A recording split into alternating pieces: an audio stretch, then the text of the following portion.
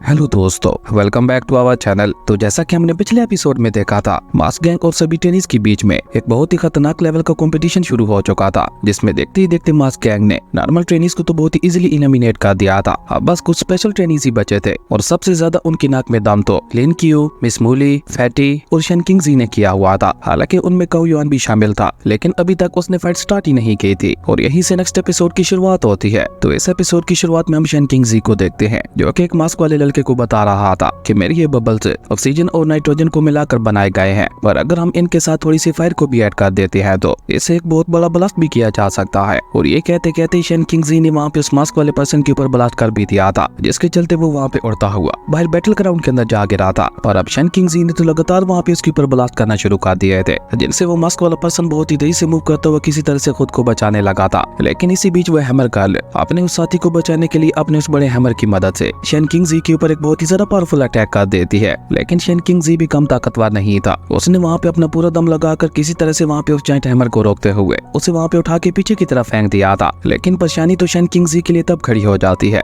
जब सभी mask gang के लीडर वहाँ पे आ चुके थे और शन किंग जी, जिसकी वहाँ पे उस जायंट हैमर को रोकने के चक्कर में ही हालत काफी ज्यादा खराब हो चुकी थी, वो उन सभी लोगों को अपने सामने देखकर भी वहाँ पे नहीं घबराता। जो देखकर एक मास्क वाला पर्सन वहाँ पे उसका मजाक उड़ाते हुए कहता है, तो क्या तुम अभी तक भी यहाँ पे हमारे साथ फाइट करना चाहते हो? जिसपे शन किंग जी उसे वहाँ पे कोई जवाब देने की बजाय उल्टा वहाँ पे एक चुटकी बजा देता है, जहाँ शन किंग जी की चुटकी बजाते ही उन लोगों को वहाँ पे चारों तरफ से न्यू ट्रेनीज ने घेरना शुरू कर दिया था। और उसी के साथ साथ उन सभी लोगों ने मिलकर वहाँ पे अपनी अपनी बात को कंबाइन करते हुए उन लोगों के चारों तरफ वहाँ पे बड़ी बड़ी कांटेदार दीवारों को भी खड़ा कर दिया था। और सिर्फ इतना ही नहीं, बाकी बचे हुए ट्रेनीज ने उनके ऊपर गन तानते हुए लगातार वहाँ पे उनके ऊपर फायरिंग करना शुरू कर दी थी। मानना पड़ेगा, ये शन किंग जी वाकई काफी ज्यादा कूल बंदा है। इसके पास हर सिचुएशन से निकलने के लिए कोई ना कोई प्लान रेडी होता है और मेरा तो ये कैरेक्टर धीरे धीरे अब फेवरेट बनता जा रहा है। आप लोगों का इस सीरीज का फेवरेट कैरेक्टर कौन सा है, नीचे कमेंट करके जरूर बताना। जबकि वहीं दूसरी तरफ हम देखते हैं कि मास्क गैंग वाले एक पर्सन ने वहाँ पे अपने साथ साथ अपने साथियों को बचाने के लिए अपने चारों तरफ एक प्रोटेक्टिव बैरियर लगा लिया था, जो देखकर शन किंग जी वहाँ पे अपने साथियों को ऑर्डर देते हुए कहता है कि जब तक ये सभी लोग अपनी हार नहीं मान लेते, इनके ऊपर इसी तरह से फायरिंग करते रहना। वहीं मास्क गैंग के सभी लोग भी ये देखकर काफी ज्यादा हैरान दिखाई दे रहे थे, क्योंकि उन लोगों ने भी ये कभी नहीं सोचा था कि नए आने वाले ट्रेनीज उन्हें इस हद तक टक्कर दे पाएंगे। इसलिए अब वो सभी लोग मिलकर अपने लीडर को एक्शन लेने के लिए बोलने लगे थे, जिसने अभी तक की बैटल के अंदर कोई भी एक्शन नहीं लिया था। पर अभी वो सभी लोग वहाँ पे अपने लीडर से रिक्वेस्ट कर ही रहे थे कि तभी हम देखते हैं कि शन किंग जी ने वहाँ पे दो रॉकेट लॉन्चर्स की मदद से उनके प्रोटेक्टिव बैरियर के ऊपर अटैक करते हुए उसे वहाँ पे डिस्ट्रॉय करने की कोशिश करने लगा था। इसलिए अचानक ही वो लीडर वहाँ पे अपनी सोर्ड को थोड़ा सा पुश करता है और ऐसा होते ही हम देखते हैं कि वहाँ पे एक डोमेन फील्ड एक्टिवेट होने लगी थी और जो कोई भी उस डोमेन फील्ड के अंदर आता जा रहा था वो वहीं पे फ्रीज हुए जा रहा था। इवन लिन क्यू और उसकी टीम भी वहाँ पे फ्रीज हो चुकी थी, जो देखकर लिन क्यू वहाँ पे अपने मन में कहता है, तो इसका मतलब है कि वो डिवाइन एजेंट अब एक्शन में आ चुका है। पर ये तो अभी शुरुआत थी, क्योंकि उस डिवाइन एजेंट ने अचानक ही आगे बढ़ते हुए वहाँ पे अपनी सोर्ड को पूरी तरह से बाहर निकाल लिया था, जहाँ उसकी सोर्ड की एक स्लैश से ही वहाँ पे हजारों सोर्ड स्लैशेस क्रिएट होने लगे थे। और ये करने के बाद उसने अपनी सोर्ड को भी दोबारा वहाँ पे अपने म्यान के अंदर रख लिया था, जिसके साथ ही हम देखते हैं कि उसकी डोमेन फील्ड भी वहाँ पे खत्म हो चुकी थी। पर वो सभी सोर्ड स्लैशेस अभी तक भी वहाँ पे मौजूद थे,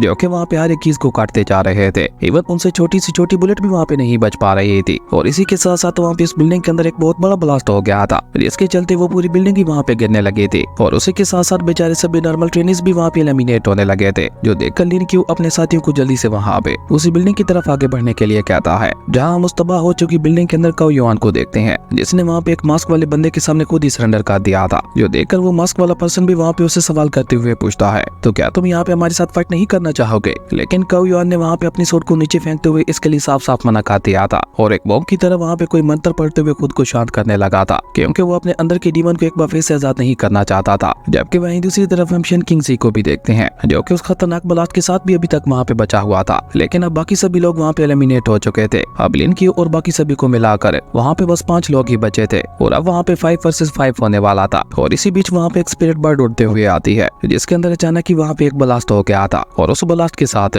वहाँ पे बहुत ही ज्यादा खूबसूरत फायरवर्क भी होने लगी थी। और इसी के साथ वहाँ पे एंट्री होती है सबसे पहले मिस मूली की, जिसने वहाँ पे आगे बढ़ते हुए उसी मास्क वाले बंदे के ऊपर अटैक कर दिया था, जो कि वहाँ पे काओ युआन के ऊपर अटैक करते हुए उसे वहाँ पे एलिमिनेट करने वाला था। और इसी बीच पीछे से लिन क्यू ने आगे बढ़ते हुए आकर काओ युआन के कंधे के ऊपर हाथ रख दिया था। और जैसे ही लिन क्यू का हाथ वहाँ पे काओ युआन के कंधे के ऊपर पड़ता है, तो अचानक ही काओ युआन के दिल के अंदर सब कुछ शांत होने लगा था। ऐसी शांति उसे आज से पहले अपनी लाइफ में कभी नहीं मिली थी। लेकिन अभी बेचारा काओ युआन वहाँ पे इस सब को फील कर ही रहा था कि तभी हम देखते हैं कि फैटी ने उसे वहाँ पे अपनी रोब के अंदर जगड़ लिया था और लिन क्यू ने यहाँ पे फैटी को सिर्फ एक ही मिशन दिया था, अपने साथ साथ काओ युआन को एलिमिनेट होने से बचाना। इसी बीच हम देखते हैं कि वहाँ पे एक और मास्क वाला बंदा वहाँ पे लिन क्यू और उनके पास आने लगा था, जिसे देखकर लिन क्यू ने फैटी को जल्दी से वहाँ पे निकलने के लिए बोल दिया था। लिन क्यू के ऑर्डर को मानते हुए फैटी भी बहुत ही तेजी से वहाँ से भागने लगा था। हालांकि काओ युआन वहाँ पे लिन क्यू से काफी सारी बातें करना चाहता था, पर तब तक फैटी उसे लेकर वहाँ से काफी ज्यादा दूर आ चुका था। जबकि वहीं दूसरी तरफ हम देखते हैं कि मूली अभी तक भी वहाँ पे उस मास्क वाले बंदे के साथ फाइट कर रही थी, लेकिन तभी वहाँ पे हैमर गर्ल की एंट्री होती है, जिसने वहाँ पे अपने साथी के ऊपर अटैक करके उसे वहाँ पे उठा के दूसरी तरफ फेंक दिया था, क्योंकि वो खुद यहाँ पे मिस मूली के साथ फाइट करना चाहती थी। जबकि वहीं दूसरी तरफ हम देखते हैं कि काओ युआन अभी तक भी वहाँ पे फैटी से लिन क्यू के बारे में ही पूछते जा रहा था, क्योंकि काओ युआन को वहाँ पे लग रहा था कि लिन क्यू वही पर्सन है जिसके बारे में काओ युआन के मास्टर ने उसे बताया था। लेकिन फैटी तो वहाँ पे भागने में इतना ज्यादा बिजी हो चुका था कि वो काओ युआन की बातों का वहाँ पे कोई भी जवाब नहीं दे रहा था, जो देखकर काओ युआन वहाँ पे गुस्से से चिल्लाते हुए उससे कहता है कि मैं तुमसे पूछ रहा हूँ, बताओ मुझे आखिर उसका नाम क्या था। जिसपे फैटी भी वहाँ पे गुस्से से चिल्लाते हुए उससे कहता है कि तुम्हें उसका नाम जानना है या अपनी जान को बचाना है। और इसी बीच एक मास्क वाले बंदे ने अचानक वहाँ पे अपनी स्वॉर्ड की मदद से फैटी के ऊपर अटैक भी कर दिया था। ये तो अच्छा था कि फैटी ने वहाँ पे अपने चारों तरफ प्रोटेक्टिव बैरियर लगा रखा था, वरना अब तक बेचारा वो वहाँ पे एलिमिनेट हो चुका होता। और ऊपर से उसका ये प्रोटेक्टिव बैरियर इतना ज्यादा स्ट्रॉन्ग था कि उसके साथ टकराते ही उस मास्क वाले बंदे की स्वॉर्ड वहाँ पे टूट गई थी, जो देखकर फैटी वहाँ पे उस मास्क वाले बंदे का मजाक उड़ाते हुए कहता है कि सॉरी मुझे माफ कर देना, मैं तुम्हें अपने इस प्रोटेक्टिव बैरियर के बारे में बताना ही भूल गया था। और ये कहकर फैटी उसे वहाँ पे अपना एक जेड लॉकेट दिखाता है। यही जेड लॉकेट ही उसकी वहाँ पे रक्षा कर रहा था, लेकिन इस जेड लॉकेट की प्राइस 1 करोड़ से भी ज्यादा थी, इसलिए कोई आम बंदा इसे अफोर्ड नहीं कर सकता था।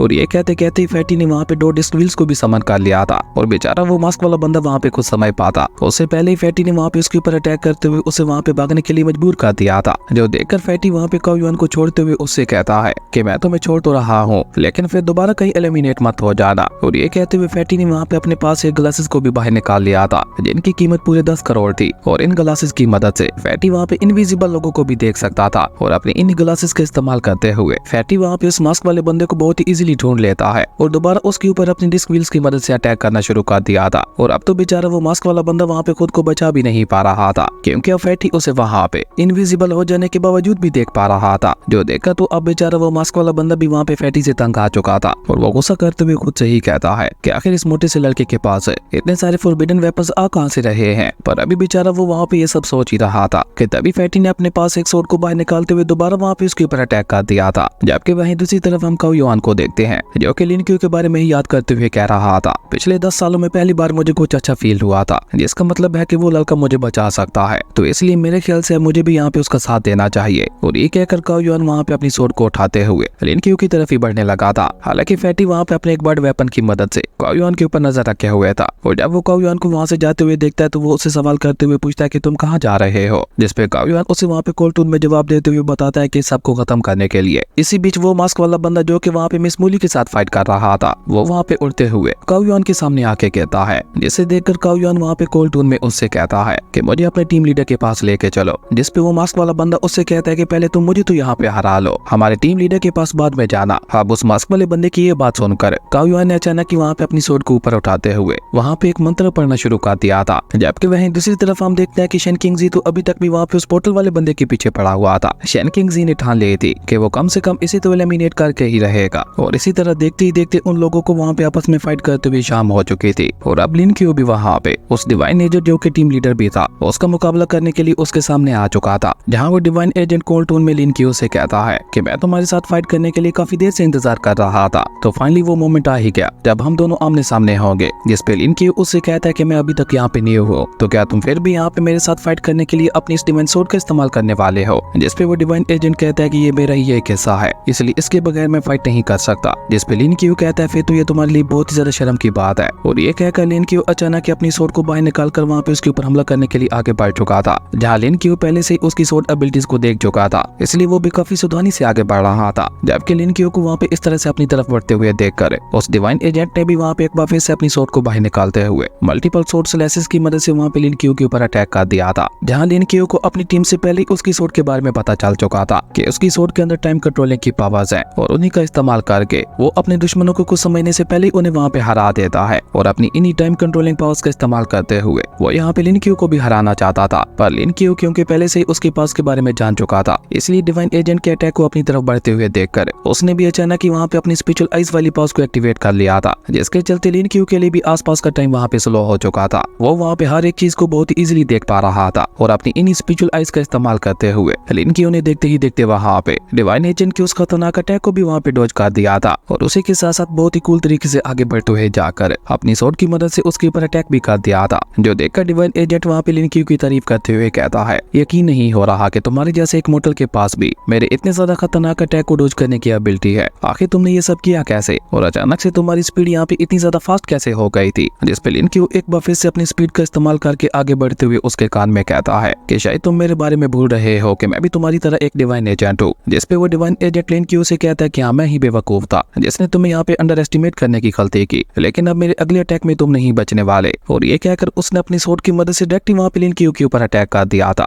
लेकिन लिन क्यू भी वहाँ पे उसका मुकाबला करने के लिए पूरी तरह से रेडी था, इसलिए उसने भी अपनी स्वॉर्ड को आगे करते हुए बहुत ही इजीली वहाँ पे उस डिवाइन एजेंट के अटैक को रोक लिया था। और इसी के साथ हम देखते हैं कि उन दोनों के बीच वहाँ पे एक बहुत ही खतरनाक लेवल की स्वॉर्ड फाइट छिड़ चुकी थी और इसी बीच लिन क्यू ने वहाँ पे बहुत ही चालाकी से फैटी का दिया वो एक फॉरबिडन स्क्रॉल भी वहाँ पे उस डिवाइन एजेंट की स्वॉर्ड पे चिपका दिया था, जिसके चलते अब वो डिवाइन एजेंट वहाँ पे अपनी टाइम कंट्रोलिंग पावर्स का इस्तेमाल नहीं कर सकता था, जिसका मतलब था कि उसके हाथ में पकड़ी हुई स्वॉर्ड अब एक नॉर्मल स्वॉर्ड बन चुकी थी। और इसी मौके का फायदा उठाकर लिन क्यू वहाँ पे उसके ऊपर अटैक करते हुए उसके ऊपर भारी पड़ने लगा था, जो देखकर लिन क्यू के फेस पे वहाँ पे स्माइल आ चुकी थी और वो अपने मन ही मन में वहाँ पे फैटी की तारीफ करने लगा था। उसके बाद हमें थोड़ी देर पहले कई सीन दिखाया जाता है जहाँ फैटी के पास उस फॉरबिडन स्क्रॉल को देखकर मिस मोली वहाँ पे उसे सवाल करते हुए पूछती है, तुमने अपना नाम क्या बताया था? जिसपे अब की बार फैटी वहाँ पे बहुत ही कूल तरीके से एक यंग मास्टर की तरह अपना इंट्रोडक्शन देते हुए उसे बताता है कि मैं बेली डू मिंग हूँ। जिसपे मिस मोली जल्दी से आगे बढ़ते हुए उससे कहती है, क्या तुम उसी अमीर फैमिली के यंग मास्टर बेली डू मिंग हो? जिसपे बेली डू मिंग वहाँ पे शर्माते हुए कहने लगा था कि मैं इतना ज्यादा अमीर भी नहीं हूँ, मैं बस एक ऑर्डिनरी फैमिली से ही बिलोंग करता हूँ। ये तो अब फैटी का डायलॉग था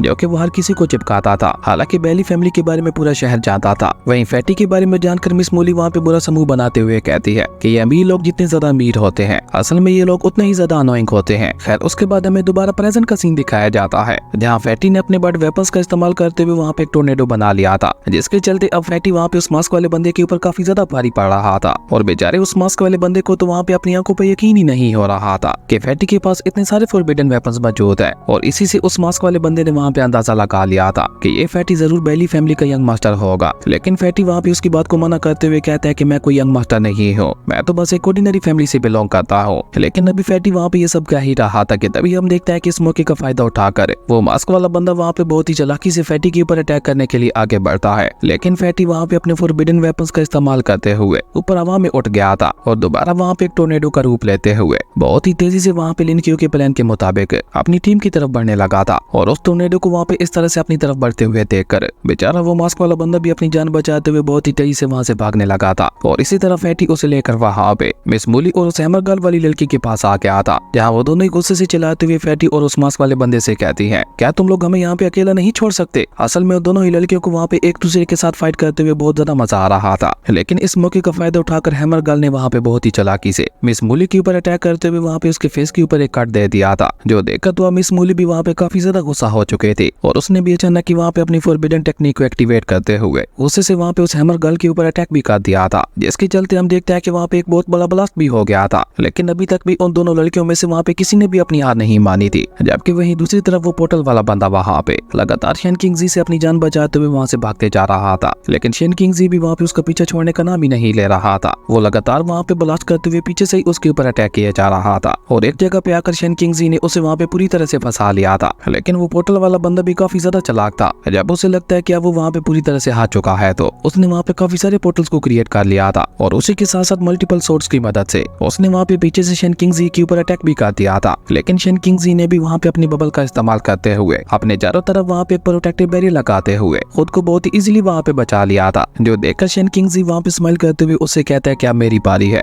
जबकि वहीं दूसरी तरफ हम काओ युआन को देखते हैं, जो कि अभी तक भी वहाँ पे अपना मंत्र पढ़ रहा था। और उसके सामने खड़ा हुआ मास्क वाला बंदा वहाँ पे उससे कहता है कि अब बस भी कर दो, तुम यहाँ पे और कितनी ज्यादा देर लगाने वाले हो। उस मास्क वाले बंदे की ये बात सुनकर काओ युआन भी अचानक ही वहाँ पे अपनी सोर्ड के ऊपर हाथ रखते हुए उसे वहाँ पे बाहर निकाल लेता है। और जैसे ही काओ युआन वहाँ पे अपनी सोर्ड को बाहर निकालता है तो उसके अंदर का डीमन भी वहाँ पे एक बार फिर से जाग चुका था। ये एक तरह की काओ युआन की स्पेशल एबिलिटी भी थी, जिसके चलते काओ युआन चारों तरफ तबाही मचा दिया करता था। और इसी तबाही से लोगों को बचाने के लिए तो वो एक मॉन्क बना था। पर आज लिन क्यू से मिलकर उसे एक बार फिर से अपनी पास को इस्तेमाल करने का हौसला मिला था। और देखते ही देखते अपनी सोर्ड के साथ वो वहाँ पे एक डीमन में ट्रांसफॉर्म हो चुका था, जो कि दिखने से ही वहाँ पे बहुत ज्यादा खतरनाक और पावरफुल दिखाई दे रहा था। और अपने सामने एक डीमन को देखकर बेचारे उस मास्क वाले बंदे की तो हवा ही वहाँ पे टाइट हो चुकी थी और वो वहाँ पे कुछ समय बात उससे पहले ही काओ युआन ने अचानक के आगे बढ़कर बहुत ही तेजी से उसके ऊपर अटैक करते हुए उसे वहाँ पे उठा के पीछे फेंक दिया था। और काओ युआन के इस एक अटैक में ही उस मास्क वाले बंदे की हालत वहाँ पे खराब हो चुकी थी और उसी के साथ साथ वो वहाँ पे हैरान होते हुए कहने लगा था कि अब आखिर ये क्या भला है। वहीं काओ युआन के इस रूप को देखकर वो डिवाइन एजेंट देखते ही समझ गया था ये तो एक गॉड किलिंग फॉरबिडन टेक्निक है जिसका इस्तेमाल करते हुए गॉड्स तक को भी मारा जा सकता है। वहीं फैटी भी काओ युआन को वहाँ पे ट्रांसफॉर्म होते हुए देखकर काफी ज्यादा एक्साइटेड हो गया था और सेम कुछ रिएक्शन वहाँ पे मिस मूली के साथ साथ शन किंग जी का भी था, क्योंकि काओ युआन के इस रूप के साथ